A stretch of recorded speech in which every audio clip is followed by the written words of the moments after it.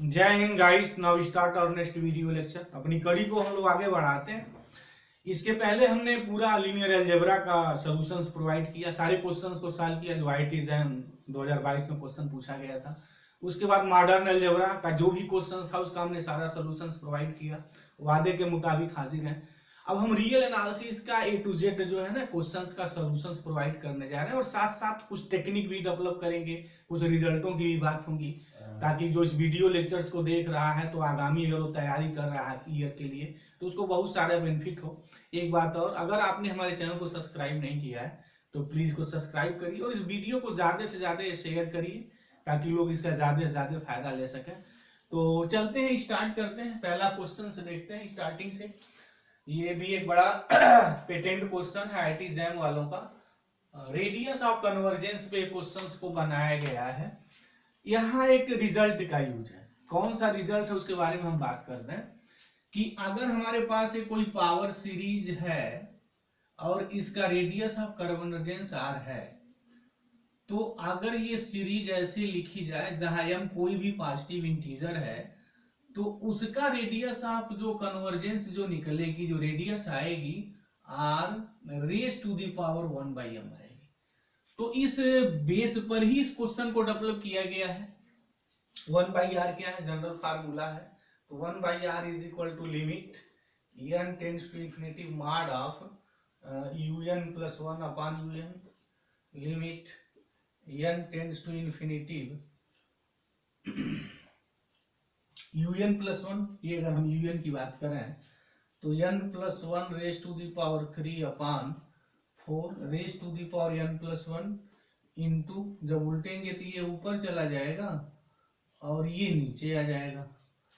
अब ये हो जाएगा हमारा 1/r limit n tends to infinity. इनको अगर हम एक साथ करें तो ये आएगा 1 plus 1/n raise to the power 3 और 1/4 आ जाएगा। n अगर मैं इन्फिनिटिव लिखूं तो ये 1/4 होगा। दिस इंप्लाइज का जो रेडियस निकलेगी वो हमारी 4 आ जाएगी। तो यूजिंग दिस रिजल्ट, तो हम यहाँ क्या है इसका निकालना है n cube upon 4 raise to the power n into x raise to the power n का ये रेडियस ऑफ कन्वर्जेंस निकला है। मुझे निकालना इसका है x raise to the power कितना है 5n। तो क्या हो जाएगा, अगर इसका रेडियस ऑफ कन्वर्जेंस r1 हो तो r raise to the power 1/5 meaning 4 raise to the power 1/5 यानी फिफ्थ रूट्स ऑफ द 4। ये इसका हमारा आंसर हो जाएगा। तो यहाँ जो ऑप्शन है, option B is the right here, देख रहे हैं। बाकी ऑप्शन कैंसिल कट हो गया। चलते हैं नेक्स्ट क्वेश्चन की ओर मूवमेंट करते हैं। नेक्स्ट क्वेश्चन क्या है, अगेन इसमें जो एक क्वेश्चन है वो ये है कि कन्वर्जेंट और डाइवर्जेंट के सीरीज पर क्वेश्चन बनाया गया है। an है 3 raise to the power n plus 3 upon 5 raise to the power n minus 5 and bn दिया हुआ है 1 upon 1 plus n square raise to the power 1/4। और यहाँ जो n की वैल्यू शुरू है वो 2, 3, 4 से है। यहाँ n 1 के लिए तो प्रॉब्लम नहीं है, बट यहाँ वो प्रॉब्लम क्रिएट कर दिया है। तो दोनों को एक साथ साधने के लिए n उसने 2 से शुरू किया है। n 1 नहीं है ना, 1 से नहीं शुरू। उसके पीछे रीजन ये है, जिन्होंने भी क्वेश्चन पेपर सेट किया, n इज इक्वल टू 1 लिखेंगे तो ये इन्फिनिटी की अटेंड कर जाएगा, तो हट गया है। तो n 2, 3, 4 से शुरू है। तो अगर किसी स्टूडेंट्स के दिमाग में कंफ्यूजन अगर हो, मान लीजिए अगर ये क्वेश्चन अगर दिमाग में कुलबुला रहा हो n 1 से क्यों नहीं लिया है, तो उसके पीछे हमारा रीजन ये है n 1 लिखने पे n इन्फिनिटी हो जाएगा, a1 इन्फिनिटी हो जाएगा। ठीक है, कोई बात नहीं। मुझे कन्वर्जेंस और डाइवर्जेंस की टेस्ट की बात करनी है। तो एक बात यहाँ करना है, जनरली हम जब जो भी क्वेश्चंस कन्वर्जेंट और डाइवर्जेंट पे सेट होता है ना, उसमें 95% देखने में आता है कि वो कंपैरिजन टेस्ट पे क्वेश्चन को सेट करते हैं। जैसे अब देखिए किसी भी ईयर का उठा लीजिए, चाहे वो CSIR नेट हो या गेट हो, जनरली वो कंपैरिजन टेस्ट पे ही क्वेश्चंस को बना के देते हैं। बाकी जो हमारे टेस्ट है ना उनपे क्वेश्चन देखने में बड़े कम आते हैं। और जैसे यहाँ देखिए क्या है भाई, हमारा जो कंपैरिजन टेस्ट है वो ये कहता है कि अगर हमारे पास समेशन un और समेशन vn दो सीरीज है और यहाँ limit n tends to infinity un upon vn, ये फाइनाइट एंड नॉन जीरो है मिलता है, तो समेशन यूएन का नेचर वही होगा जो समेशन वीएन का होगा। इसको हम लोग ऑक्सिलरी सीरीज भी कहते हैं। और इसको कैसे पता करते हैं, ऑलरेडी इसके पहले एक इनफाइनाइट सीरीज पे हमने काफी लेक्चर्स दिया है, एक पूरी जो है वीडियो बनाई है काफी डिटेल्स में, तो आप कंपैरिजन टेस्ट पे कायदे से देख सकते हैं। तो चलिए अब यहाँ कैसे निकालते हैं। यहाँ जो मान लीजिए अगर एन है और हम सीएन ऑक्सिलरी सीरीज की बात करें तो कैसे निकालेंगे। यहाँ 3 कॉमन कर लीजिए, तो 1 + 3/3 अपान 5n कॉमन कर लीजिए, 1 - 5 अपान 5 अब हम यहाँ नाम जो dn देंगे, सीरीज जो ऑक्सिलरी सीरीज कहेंगे 3 5 या 3/5 अब अगर मैं an/dn निकालूं तो फिर देखिए निकालेंगे तो जल्दी से मैं लगा रहा हूं, ये जो पोर्शन है इसको कैंसिल कर देगा, तो हमारे पास क्या आएगा 1 + 3 ये आएगा और 1 - 5 अपान 5 और ये टेंडिंग्स टू 1 होगा as n tends to infinity होगा, तो फाइनाइट एंड नॉन जीरो हो गया। तो by comparison test summation an का नेचर वही होगा जो समेशन dn का होगा। समेशन dn देख लीजिए क्या आता है, तो समेशन dn समेशन 3/5 अब n यहाँ 2 से शुरू हो या 1 से शुरू हो कोई फर्क नहीं पड़ता है, 0 शुरू हो कब भी कोई फर्क नहीं पड़ता है, क्योंकि सबको पता है कि जब भी समेशन a⁻n लिखा जाए where a be any real number, तो definitely this series is the GP. लेकिन अगर ये 0 लिख देंगे तो कहानी फिनिश हो जाएगी और वो पॉजिटिव टर्म होना चाहिए, तो है भी 3/5। और कन्वर्जेंट तब होता है जब mod of A less than 1 common ratio, तो यहाँ कॉमन रेशियो जो है वो 3/5 है और ये लेस देन 1 है, तो this series is the convergent. तो अगर ये सीरीज कन्वर्जेंट हो गई ऑक्सिलरी सीरीज, तो समेशन an को भी कन्वर्जेंट होना पड़ेगा, तो समेशन an इज कन्वर्जेंट, ये तो बात होगी।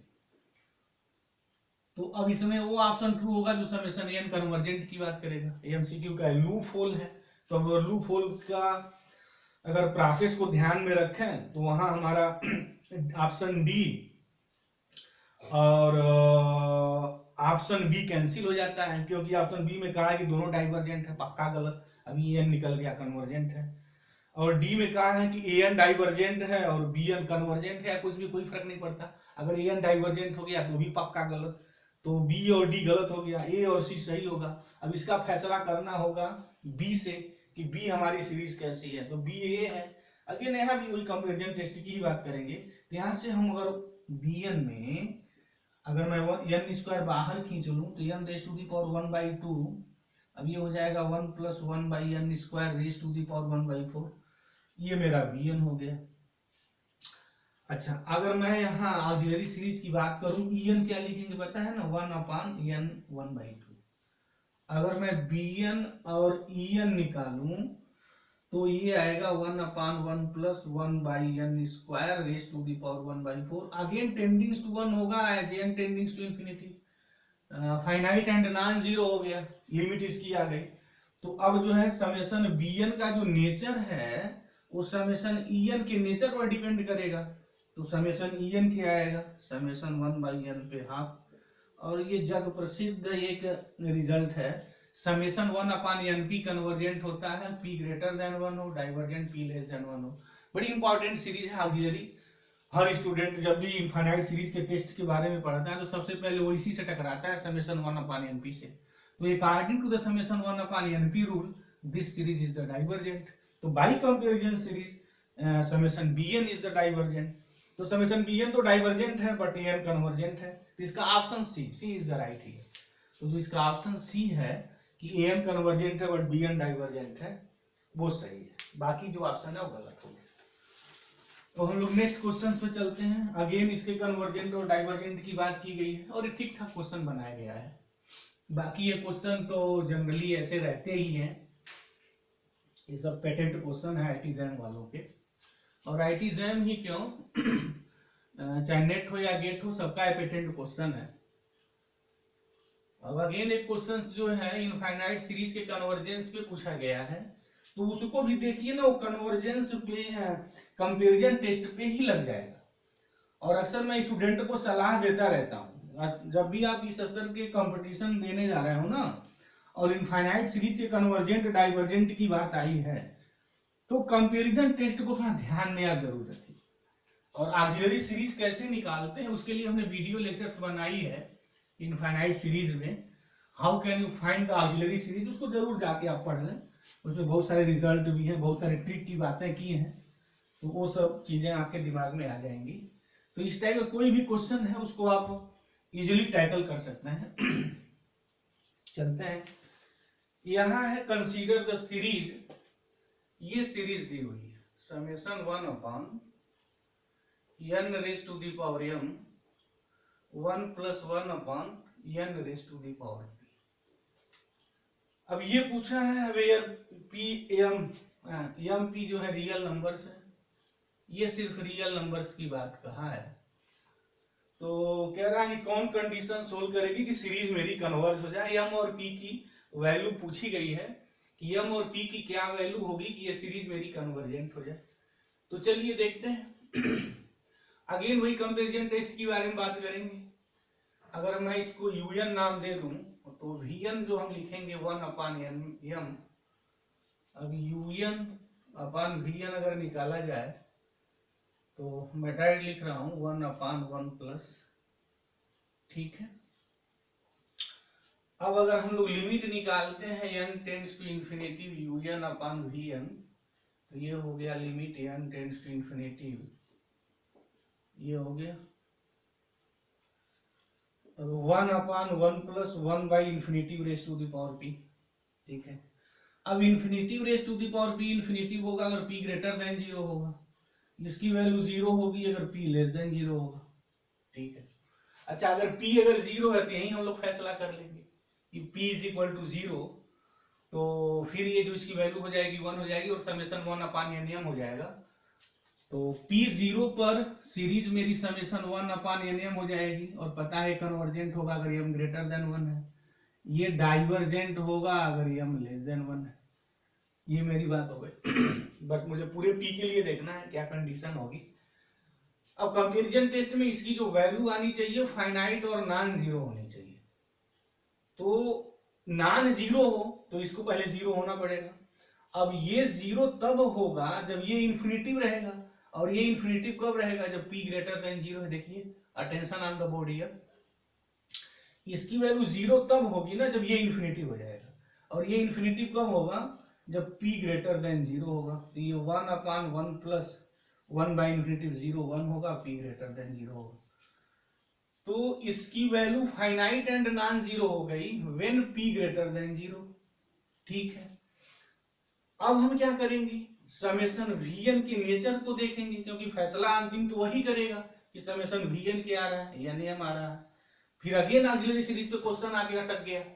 तो ये सीरीज मेरी कन्वर्जेंट कब होगी जब m ग्रेटर देन 1 है, डाइवर्जेंट कब होगी जब m लेस देन 1 है। यानी p ग्रेटर देन 0 हर हालत में होना ही होना है, राइट। अगर p लेस देन अगर मैं 0 लिख दूं तो फिर तो इसकी वैल्यू जो होगी वो 0 हो जाएगी और 1 बाई 0 इन्फिनिटी हो जाएगा, और 1 अपॉन इन्फिनिटी कहानी ये 0 हो जाएगी और तो 0 वैल्यू मिल जाएगी। तो कंपैरिजन टेस्ट से हम बात कुछ कह ही नहीं सकते हैं। तो बहरहाल this series is convergent when m greater than 1, और ITJM वाले यहीं तक जो है गेम खेले हैं, m ग्रेटर देन 1 दिए। तो m ग्रेटर देन 1 के लिए ये जो सीरीज है this series is the convergent here. तो पहला ऑप्शन इसका सही है। बाकी सब में m लेस देन 1 है, less than or is equal to 1 है, m लेस देन 1 है, तो वहां तो सीरीज मेरी कन्वर्जेंट होनी ही नहीं है। p के आर से कोई मतलब नहीं है। अगर m अगर आपका p ग्रेटर देन 0 की बात है यहाँ, तो p भी दिया है सब में, जैसे यहाँ p ग्रेटर देन 1 दिया है, 0 less than or is equal to p less than or 1 है, p ग्रेटर देन 1 है। तो p की जो भी वैल्यू है तो हर केस में तो ग्रेटर देन 0 है, राइट। तो ठीक बात है। लेकिन बाकी में m की वैल्यू जो है 1 है और 1 से लेस है, तो 1 है और 1 से लेस है तो वहां तो कन्वर्जेंट होगा नहीं।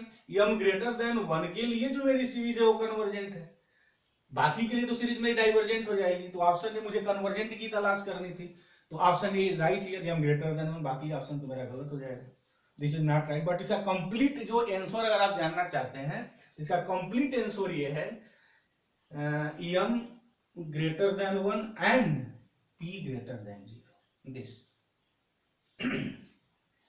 और ये लूप होल है, एमसीक्यू का तो लूप होल पता ही है, one of the best question की भी तलाश रहती है, वन ऑफ द बेस्ट जो आंसर है।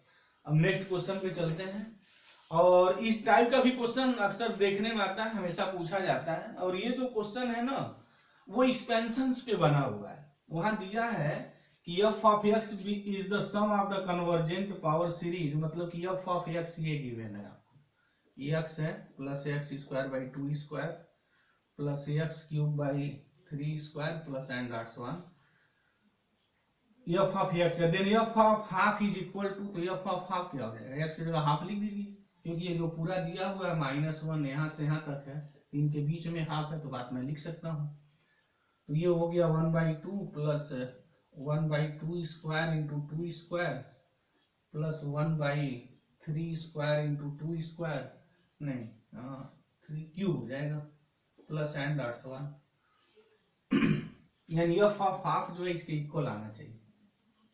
अब इसमें से देखना है कौन सा इंटीग्रेशन है, और जो वो इंटीग्रेशन है ए ऑप्शन में है 0 से हाफ। अभी हम कुछ इस टाइप के क्वेश्चंस की बात मैं करूंगा, लाग मतलब नेचुरल लाग दिया हुआ है वो टी डी टी। बी जो ऑप्शन दिया है -0 1/2 log 1 minus T by T D T, ऐसे ऑप्शन है, log 1 प्लस टी है। एक चीज यहाँ देखिए, जब भी इस टाइप का कोई क्वेश्चन हो ना तो दिमाग में आप जो function expansion of the function है वो आपका हिट करना चाहिए। और जनरली हमेशा देखने में आता है कि एक्सपेंशन ऑफ द फंक्शंस पे डिपेंडिंग जरूर एक क्वेश्चन होता है, जहां log 1 प्लस एक्स का एक्सपेंशन है, log 1 minus x, log 1 plus x है, cos x है, sin x है, 1 minus x raise to the power -1 का एक्सपेंशन भी है, 1 plus x raise to the power -1 पे है। इन एक्सपेंशनों को ध्यान में रख करके ना आईआईटी नेट या गेट वाले जरूर क्वेश्चन बनाते हैं। ये एक क्वेश्चन भी बड़ा उनका जो है ना एक पेटेंट टाइप का क्वेश्चन है। तो हम जैसे यहाँ देखिए, मुझे ये देखना है यानी इस टाइप का एक्सपेंशन कहाँ आता है।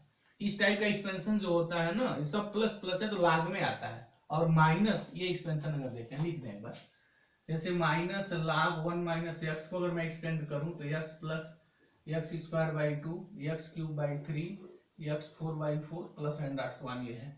तो इसी टाइप से मिलता जुलता ये एक्सपेंशन है इसका। देखिए बस नीचे के वो न्यूमेरिकल वैल्यू बदली है। तो ये ट्रिक है कि जब एक्सपेंशन आए तो जरूर एक बार साइन का, tan का, log का एक्सपेंशन दिमाग में रख करके ही क्वेश्चन को आप सॉल्व करिए। अब मैं ये नहीं लिखूंगा, क्यों नहीं लिखूंगा सॉल्व करते हैं, मेरा ध्यान इस पे जाएगा, क्योंकि इसके एक्सपेंशन में सब माइनस होता है, लेकिन जब माइनस लगा देते हैं तो सारा पॉजिटिव हो जाता है, और यहाँ सारे पॉजिटिव की ही सीरीज की गेम खेली गई है। तो देखिए ये सब चीजें थोड़ा ना दिमाग में रहना चाहिए। तो -0 रेज टू दी पावर है, sorry, lower limit 0 upper limit half, और log of 1 minus T upon T D T. चलिए एक्सपेंशन हम कर दें, ये हो गया 0 टू हाफ, इसका एक्सपेंशन क्या आएगा with minus T plus T square by 2 T cube by 3 T 4/4 plus and dots 1 कर दीजिए अपॉन टी, और यहाँ हो गया डी टी।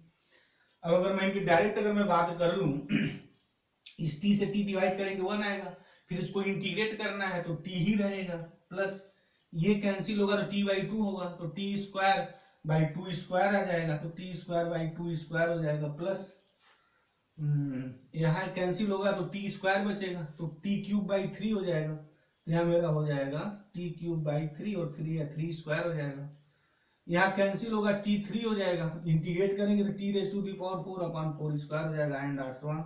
अब यहाँ लिमिट रखनी है 0 to 1/2। तो देखिए जब लोअर लिमिट लिखेंगे तो पूरी कहानी फिनिश हो जाएगी। अब t की जगह जब 1/2 लिखेंगे तो क्या आएगा, 1/2 प्लस 1/2 का स्क्वायर है तो 2 square into 2 square plus 1/3 square हो गया इंटू 1/t की जगह हाफ लिखना है तो 2 क्यूब प्लस एंड डॉट्स 1 ये हो गया। अब देख लीजिए यहां से इसको ध्यान से देखिए, सेम है या नहीं, 1/2 है, yes 1/2 square into 2 square, 1/3 square 2 raise to the power 3 है, सेम टू सेम वही है, प्लस एंड डॉट्स 1। तो इसका जो ऑप्शन होगा ना वो ये होगा, ये नहीं होगा क्योंकि इसके एक्सपेंशन में प्लस माइनस आने लगेगा और बाकी किस तरह के एक्सपेंशन कैंसिल हो जाएंगे। तो option B is the right, this is the right one, this is the answer here, बाकी जो है गलत है। अब चलते हैं हम लोग नेक्स्ट क्वेश्चन की ओर मूवमेंट करते हैं। नेक्स्ट क्वेश्चन देखते हैं क्या है। अगेन जो है सम की बात पूछी गई है कि एक सीरीज दिया हुआ है और उसके सम की बात करी है, और ये भी क्वेश्चंस जनरली रिपीट होते हैं जो आगे मैं लगाने जा रहा हूँ रियल एनालिसिस का, कि सम ऑफ द सीरीज पे हमेशा क्वेश्चन आता रहता है। कभी कभी तो समेशन का जो रूल है ना, उस रूल पे दे देते हैं, इंटीग्रेशन और समेशन का जो रिजल्ट है उस रिजल्ट भी धड़ल्ले से खूब क्वेश्चन बनते हैं। और यहाँ जो है डिफरेंस मेथड पे जो स्टूडेंट स्कूल स्तर 11-12 से ही सीख कर आता है कि डिफरेंस मेथड से हम लोग सीरीज का सम कैसे निकालते हैं, तो उसके लिए जनरली डिफरेंस मेथड पे तब लगाया जाता है ना जब उसमें कोई दो टर्म एक दूसरे का n के जगह n-1 लिखे मिल जाए, तो डिफरेंस मेथड हम लोग लगाते हैं। वो भी एक बड़ा पेटेंट क्वेश्चन है, तो उस क्वेश्चन को भी हम लोग देख लें। चलते हैं।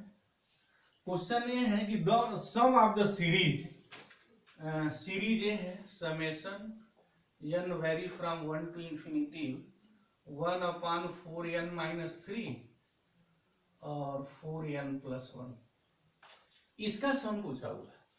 अगर हम n के जगह n-1 लिखे ना तो ये टर्म मिल जाएगा। तो जब भी ऐसा कभी सीरीज हो ना तो n के जगह n-1 रिप्लेस करके फर्स्ट या सेकेंड टर्म में देख लीजिए, अगर दूसरा टर्म मिल जाता है तो पक्का आपको यूज करना है डिफरेंस मेथड, और स्कूल स्तर से बच्चे सीखते चले जाते हैं।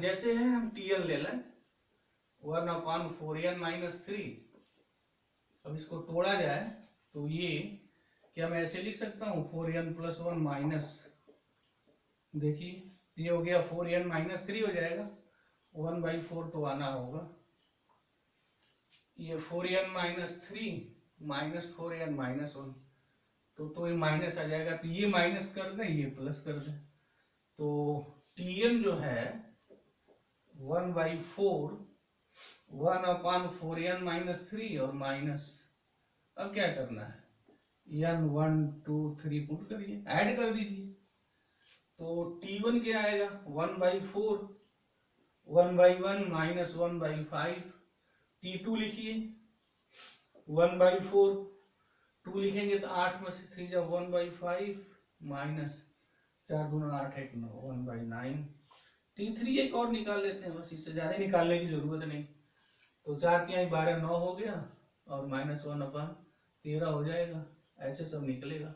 ऐड किया जाए इनको, अगर ऐड करते हैं तो ये कैंसिल हो गया। अब इसमें एक ट्रिक आप याद रखिएगा हमेशा, जो अक्सर हम लेक्चर्स के दौरान ऐसे सीरीज के जब क्वेश्चन सॉल्व करते हैं तो लेक्चर्स के दौरान हमेशा एक बात करते रहते हैं स्टूडेंटों के बीच में, कि अगर फर्स्ट टर्म का लास्ट बचा है तो जब आप इसका सम करके निकालेंगे तो सेकेंड टर्म का फर्स्ट बचेगा। जैसे ये कैंसिल हो गया ना, सेकेंड इसका टर्म कैंसिल हुआ, इसका फर्स्ट बचा, तो जो लास्ट जो tn आएगा ना उसका सेकेंड बचेगा। अगर इसका फर्स्ट कट जाएगा तो tn का हमेशा सेकेंड आएगा। This trick always keep in mind. तो सम करके देख ले, थोड़ा मैं रीडिंग की यूज करूँ। चलिए, तो t1 plus t2 plus t3 plus n.1 tn, इसी को नेट पार्शियल सम भी कहा जाता है सीरीज की दुनिया में।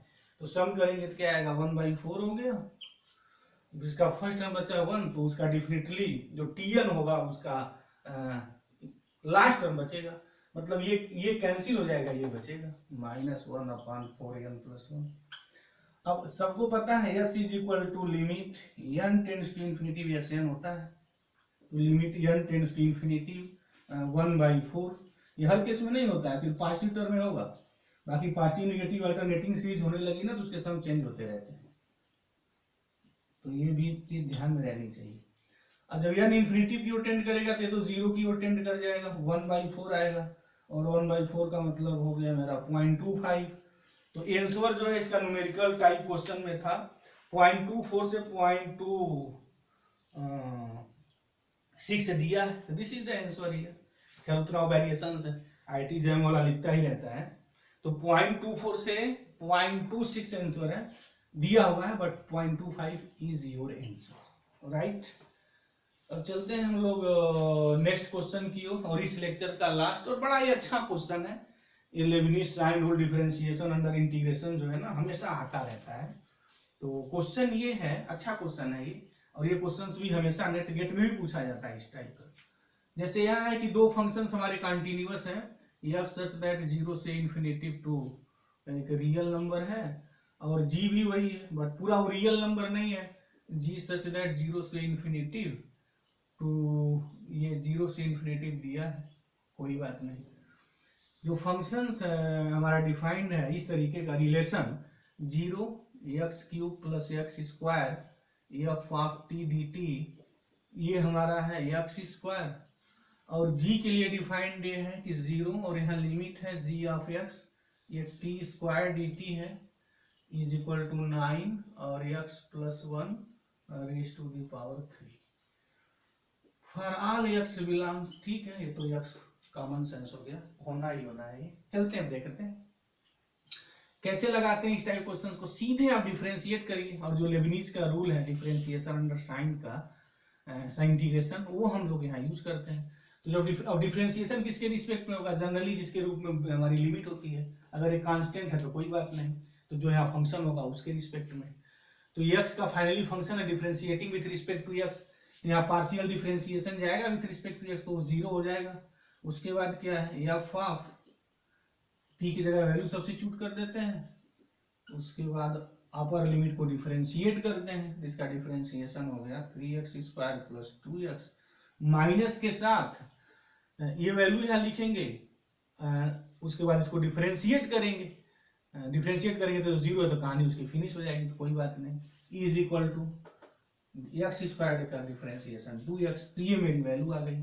अब जो मुझे वैल्यू यहाँ फाइंड करनी थी उसके बारे में भी यहाँ लिख लिया जाए, what is the value here, तो मुझे ये निकालना था f of 2 plus g of 2 plus 16 f of 12, ये निकालना था। हमेशा इस टाइप क्वेश्चन बनता ही रहता है। तो देखिए यहाँ मुझे एफ ऑफ 2 चाहिए, तो एक्स क्या लिखा है, एफ ऑफ 2 है, तो common sense of the mathematics, इनको देखी क्यों लग रहा है, x1 यहाँ सब्स्टिट्यूट कर दिया जाए, तो अगर x1 सब्स्टिट्यूट करते हैं तो एफ ऑफ 2 हो गया, और यहाँ 5 हो गया इज इक्वल टू 2, तो this implies f of 2 is equal to 2/5, meaning हो गया 0.4, और ये भी न्यूमेरिकल बेस्ड क्वेश्चन है। एफ ऑफ 2 की मेरी वैल्यू ये आ गई। अब मुझे एफ ऑफ 12 चाहिए, तो एक्स क्या लिखे हैं 12 हो जाए, तो उसको आप सीधे अगर देखते हैं एक्स जगह अगर 2 लिखा जाए तो एफ 12 मिलेगा। तो अब यहाँ x is equal to 2 put करिए इसमें, तो क्या आएगा, एफ ऑफ 8 हो गया और 4 12 इंटू 2 दूना 4 तिहाई 12 प्लस 2 2 4, ठीक, 2 पुट किए हैं तो 4 हो गया, 12 4 16। देखिए कितना अच्छा आईटीजेएम वाले सेट किए हैं। तो यहाँ हम वैल्यू नहीं निकालेंगे एफ 12 की, 16 इंटू एफ 12 ऑलरेडी है, इसकी मुझे जरूरत है, तो इसकी वैल्यू 4 आ गई, हो गई बात है। अब मुझे जी ऑफ 2 चाहिए, तो वही काम, लेकिन यहाँ इसको डिफरेंशिएट मत करिएगा, बात बहुत साइड आप फंस जाएंगे। कभी कभी एग्जाम के प्रेशर्स के दौरान ना वो सब चीजें होने लगती हैं, लेकिन यहाँ ध्यान दीजिए टी स्क्वायर डी टी है, तो इसको ऑर्डिनरी आप जो है डिफरेंशिएट इंटीग्रेट कर दीजिए ना, जैसे यहाँ देखिए ये 0 टू जी ऑफ एक्स है, और ये टी स्क्वायर डी टी दिया हुआ है व्हाट 9 एक्स प्लस 1 क्यूब। अब सीधे इसका इंटीग्रेशन निकालिए, तो मैं यहाँ यूज कर ले रहा हूँ, जगह है, तो क्या होगा टी क्यूब बाई 3, और टी क्यूब बाई 3 का मतलब होगा कि g of x raise to the power 3 by 3 is equal to 9x plus 1 raise to the power 3। तो जी ऑफ एक्स जो क्यूब होगा वो 27x प्लस 1 का क्यूब, तो this implies g of x कैसे निकलेगा, क्यूब निकाल लीजिए दोनों साइड का, ये हो जाएगा 3 और ये हो गया x प्लस 1। मुझे जरूरत किसकी है, जी ऑफ 2 की, तो क्या मिलेगा, यहाँ x is equal to 2 put कर दें, तो जब x is equal to 2 put करेंगे तो g of 2 is equal to 3 into 2 plus 1 3 हो गया, तो ये मेरा 9 हो गया। अब मुझे इसकी वैल्यू निकालनी थी, तो इसकी वैल्यू क्या हो जाएगी, एफ ऑफ 2 की वैल्यू मिली है 0.4 प्लस जी ऑफ 2 की वैल्यू मिली है 9 प्लस और 16 एफ ऑफ 12 की जो वैल्यू मुझे मिली है दिस इज द व्हाट 4 मिली है दिस। तो टोटल वैल्यू कितनी हो गई 9 4 13 13.4 इसका जो होगा हमारा आंसर होगा। बट इसका जो आंसर की जो आई हुई है उसमें आंसर क्या दिया हुआ है 13.39 से 13.41। तो this is their answer here and this is absolutely right. तो मुझे उम्मीद है कि ये जो न्यूमेरिकल सॉरी रियल एनालिसिस का जो क्वेश्चन पेपर था आईटी जैम का जो इस ईयर हुआ है, इस क्वेश्चन के पीछे जो लॉजिक और कंसेप्ट रही है बात आपको समझ में आ गई होगी। अगर फिर भी कोई डाउट है, प्रॉब्लम है, या आपको रियल एनालिसिस का ऐसा कोई क्वेश्चन है जो बहुत परेशान कर रहा है, तो आप कमेंट करें और बताएं कौन सा है। डेफिनेटली जब हम उसका नेक्स्ट वीडियो लेक्चर्स बनाएंगे तो उस क्वेश्चन को सबसे पहले सॉल्व करेंगे। तो थैंक यू गाइस, जय हिंद।